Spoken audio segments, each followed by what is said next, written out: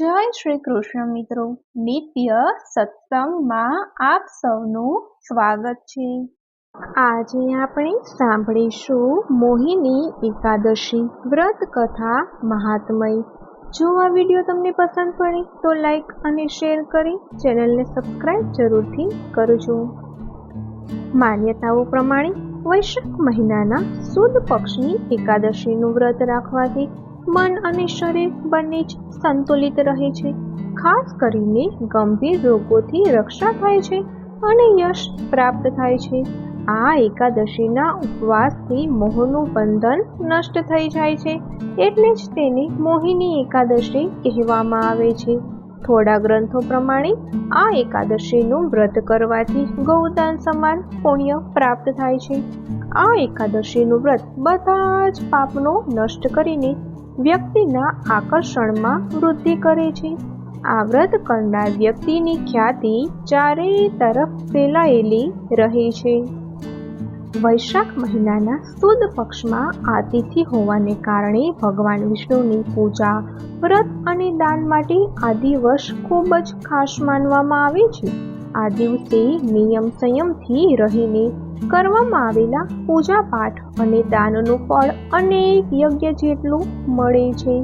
સ્કંદ પુરાણના વૈષ્ણવ ખંડ પ્રમાણે આ દિવસે સમુદ્ર મંથનથી અમૃત પ્રગટ થયું હતું અને ભગવાન વિષ્ણુએ મોહિની સ્વરૂપ ધારણ કરીને અમૃતની રક્ષા કરી હતી। આ એકાદશીનું વ્રત કરનાર લોકોએ એક દિવસ પહેલા એટલે કે દસમ તિથિની રાતથી જ વ્રતના નિયમોનું પાલન કરવું જોઈએ। આ વ્રતમાં માત્ર ફળાહાર જ કરવો જોઈએ। એકાદશીને દિવસે સૂર્યોદય પહેલા જાગી નિત્ય ક્રિયા પૂર્ણ કરીને સ્નાન કરવું જોઈએ। પાણીમાં ગંગાજળ મિક્સ કરીને સ્નાન કરશો તો વધુ સારું રહેશે। ત્યારબાદ સ્વચ્છ વસ્ત્રો ધારણ કરી વિધિ વિધાનથી ભગવાન વિષ્ણુની પૂજા કરવી જોઈએ। ભગવાન વિષ્ણુની પ્રતિમા સામે ઘીનો દીવો પ્રગટાવવો જોઈએ તથા વ્રતનો સંકલ્પ કરવો જોઈએ। એક કળશ ઉપર લાલ વસ્ત્ર બાંધીને કળશની પૂજા કરવી જોઈએ। ત્યારબાદ તેના ઉપર ભગવાન વિષ્ણુની પ્રતિમા રાખવી જોઈએ। પ્રતિમાને સ્નાન કરાવીને નવા વસ્ત્રો પહેરાવવા જોઈએ। પૂજા દરમિયાન ભગવાન વિષ્ણુને પીળા ફૂલ, પંચામૃત અને તુલસીના પાન ચઢાવવા જોઈએ। પીળા ફૂલ સાથે અન્ય સુગંધિત ફૂલોથી વિષ્ણુ ભગવાનનો શૃંગાર કરવો જોઈએ। ધૂપ દીપથી આરતી કરી અને મીઠાઈ તથા ફળનો ભોગ ધરાવવો જોઈએ। રાત્રે ભગવાનનું ભજન કરવું જોઈએ। આ દિવસે સવારે જલ્દી જાગીને સ્નાન કરવું જોઈએ અને પછી તુલસીના છોડમાં જળ ચડાવવું જોઈએ। ભગવાન વિષ્ણુ સામે વ્રત અને દાનનો સંકલ્પ કરવો જોઈએ। આખો દિવસ કંઈ જ ખાવું ન જોઈએ। આખો દિવસ ભૂખ્યા રહેવું સંભવ ન હોય તો ફળાહાર કરી શકાય છે। માટીના વાસણમાં પાણી ભરીને દાન કરવું જોઈએ। કોઈ મંદિરમાં ભોજન અથવા અનાજનું દાન કરવું જોઈએ। સવાર સાંજ તુલસી પાસે ઘીનો દીવો પ્રગટાવવો જોઈએ અને માં તુલસીની પરિક્રમા કરવી જોઈએ। સાંજે ભગવાન વિષ્ણુ અને દેવી લક્ષ્મીની વિધિ વિધાનથી પૂજા કરવી જોઈએ। આ દિવસે વ્રત કરનાર વ્યક્તિએ મોડે સુધી સૂવું ન જોઈએ। ગુસ્સો કરવો નહીં। ઘરમાં કોઈ પણ પ્રકારનો વાદ વિવાદ કે કલેશ કરવાથી બચવું જોઈએ। લસણ, ડુંગળી અને અન્ય પ્રકારની તામસિક વસ્તુઓથી બચવું જોઈએ। કોઈ પણ પ્રકારનો નશો કરવો ન જોઈએ। બ્રહ્મચર્યનું પાલન કરવું જોઈએ। પ્રામાણિકતાથી કામ કરવું જોઈએ અને ખોટા કાર્યોથી બચવું જોઈએ। તો મિત્રો, આ હતું મોહિની એકાદશીનું મહાત્મય તથા તેની વ્રતની વિધિ। હવે આપણે મોહિની એકાદશીના વ્રતની કથા સાંભળીએ। ભગવાન શ્રી રામ ઋષિ વશિષ્ઠને કહે છે, જે બધાય પાપોનો ક્ષય અને બધા પ્રકારના દુઃખોનું નિવારણ કરનાર 25 વ્રતોમાં ઉત્તમ હોય એ હું સાંભળવા ઈચ્છું છું। ત્યારે ઋષિ વશિષ્ઠજી બોલ્યા, હે શ્રીરામ, તમે ઘણી ઉત્તમ વાત કહી છે। મનુષ્ય તમારું નામ લેવાથી બધા પાપોથી શુદ્ધ થઈ જાય છે, છતાં પણ લોકોના હિતની ઈચ્છાથી હું પવિત્રમાં પણ પવિત્ર ઉત્તમ વ્રતનું વર્ણન કરીશ। વૈશાખ માસમાં શુક્લ પક્ષમાં જે એકાદશી આવે છે એનું નામ મોહિની છે। એ બધાય પાપોનું નિરાકરણ કરનારી એકાદશી છે. એના વ્રતના પ્રભાવથી મનુષ્ય મોહજાળ અને પાપોના સમૂહથી છુટકારો મેળવી લે છે.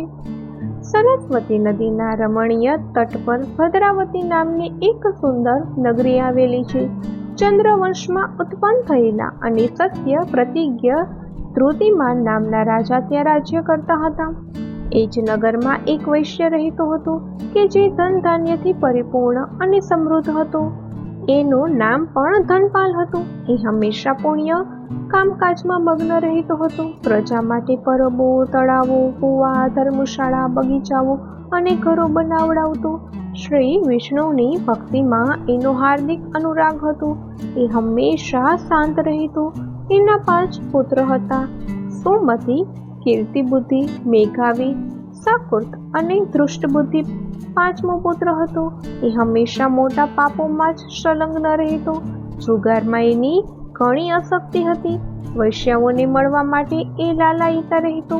એનું મન ન તો દેવતાઓના પૂજનમાં લાગતું કે ન પિતૃઓ તથા બ્રાહ્મણોને સત્કારવામાં. એ દુષ્ટાત્મા અત્યાચારના માર્ગ પર ચાલીને પિતાનું ધન બરબાદ કરતો. એક દિવસ એ વૈશ્યાના ગળામાં હાથ રાખીને ચોવાટે ફરતો જોવા મળ્યો. ત્યારે પિતાએ તેને ઘરમાંથી કાઢી મૂક્યો અને બંધુ બાંધવોએ પણ એનો પરિત્યાગ કરી દીધો. હવે એ દિવસ રાત દુઃખ અને શોકમાં ડૂબી ગયો અને એક પ્રકારના કષ્ટો ભોગવતો જ્યાં ત્યાં ભટકવા લાગ્યો. એક દિવસ કોઈ પુણ્યના પ્રતાપે એ મહર્ષિ કોનિંડ્યના આશ્રમ પર જઈ પહોંચ્યો. વૈશાખ મહિનો હતો. તપોધન કોનિંડ્યન ગંગાજીમાં સ્નાન કરીને આવ્યા હતા. દુષ્ટ બુદ્ધિ શોકથી પીડિત થઈને મુનિવર પાસે ગયો અને હાથ જોડીને તેમની સમક્ષ ઊભો રહીને બોલ્યો: બ્રાહ્મણ દિવ્ય શ્રેષ્ઠ, મારા પર કૃપા કરીને કોઈ એવું વ્રત બતાવો કે જેના પુણ્યના પ્રભાવથી મારી મુક્તિ થાય. ઋષિ કોનિંડ્ય બોલ્યા: વૈશાખના શુક્લ પક્ષમાં મોહિની નામની પ્રસિદ્ધ એકાદશીનું વ્રત કર. આ એકાદશીને દિવસે ઉપવાસ કરવાથી પ્રાણીઓના અનેક જન્મોના કરેલા મેરુ પર્વત જેવડા મહાપાપો પણ નષ્ટ થઈ જાય છે. ઋષિ વશિષ્ઠજી કહે છે: શ્રી રામ મુનિના વચનો સાંભળીને દુષ્ટ બુદ્ધિનું ચિત્ત પ્રસન્ન થઈ ગયું. એણે કોનિંડ્યના વચન પ્રમાણે વિધિપૂર્વક મોહિની એકાદશીનું વ્રત કર્યું. નૃપશ્રેષ્ઠ આ વ્રતના પાલનથી એ નિષ્પાપ થઈ ગયો અને દિવ્ય દેહ ધારણ કરીને ગરુડ પર આરૂઢ થઈને બધા પ્રકારના ઉપદ્રવોથી રહિત શ્રી વિષ્ણુ ધામમાં ગયો. આ પ્રમાણે મોહિની એકાદશીનું વ્રત ઘણું જ ઉપયોગી છે. એ વાંચવાથી અને સાંભળવાથી 1000 ગોદાનનું ફળ મળે છે. તો મિત્રો, આ હતી મોહિની એકાદશીના વ્રતની કથા. જો આ માહિતી તમને પસંદ પડી હોય તો વિડીયોને લાઈક અને શેર કરી ચેનલને સબસ્ક્રાઈબ જરૂરથી કરજો. જય શ્રી કૃષ્ણ.